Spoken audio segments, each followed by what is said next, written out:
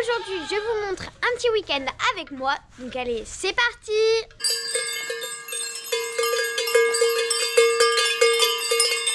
Petite actualité dans les chèvres, on a grandi. Comme on peut le voir, on a commencé à mettre les poutres et une tôle, mais bon, voilà. Le problème, c'est que papa, il s'est fait mal. Du coup, bah voilà quoi. On peut pas continuer. C'est comme ça, hein.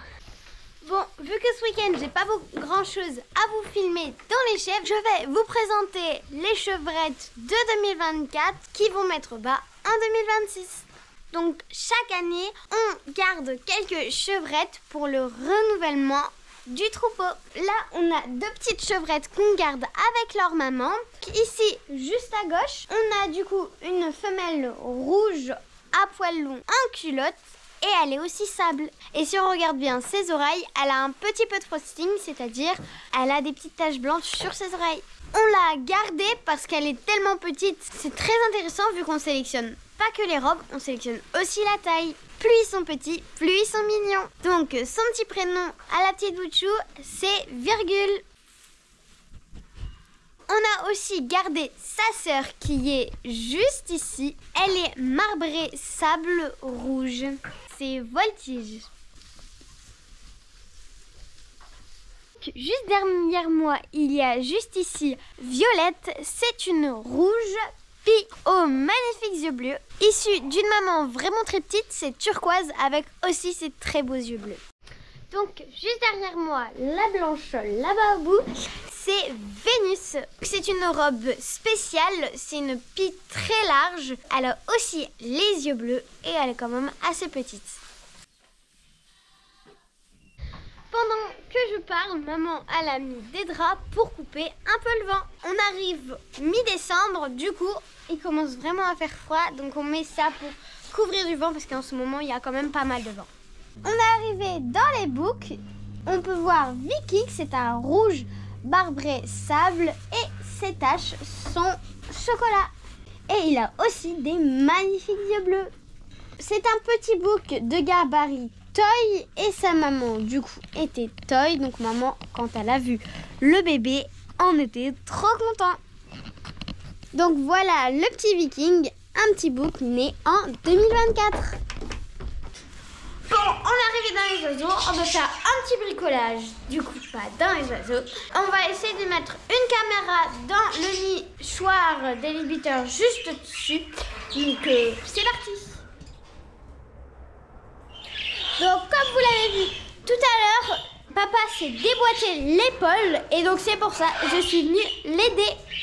Voilà, c'est une ancienne caméra, donc on l'a récupérée pour la mettre ici. Bien sûr, elle marche encore. C'est une caméra infrarouge, donc on peut voir quand il fait noir. On va venir la fixer ici comme ceci, sur la planche. Mais vu que papa il a un bras cassé, bah, il peut pas tenir et mettre la vis en même temps. Donc c'est pour ça que je suis venue l'aider.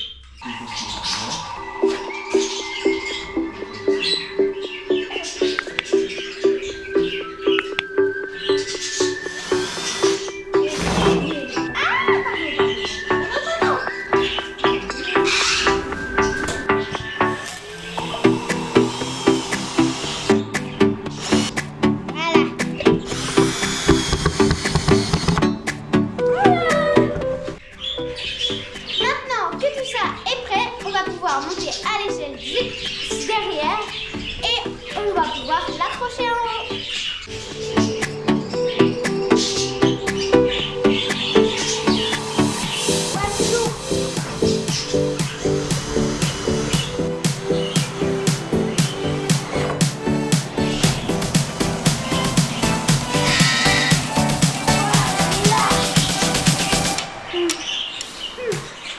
Bon, maintenant elle est fixée, il ne reste plus qu'à la brancher. Bah voilà.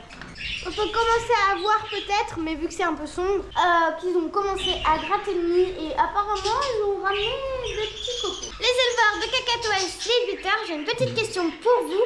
Quand commence la ponte de vos couples? Marquez-le moi en commentaire s'il vous plaît. Le revoilà dimanche matin.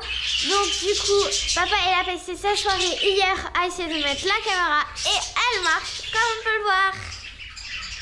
Et elle est juste au-dessus.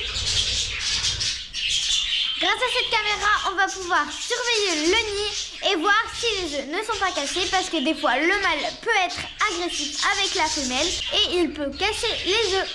Bon, maintenant on va donner un petit bout au wallaby. Vu que ça fait longtemps qu'on l'a pas vu, je pense que vous allez être contents de le voir. Du moins j'espère. Donc on va donner à mon petit bébé wallaby une carotte et un petit bout de pain.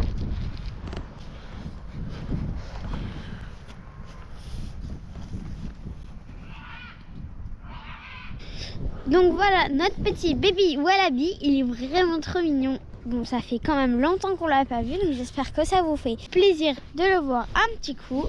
Allez, on te laisse tranquille, loulou.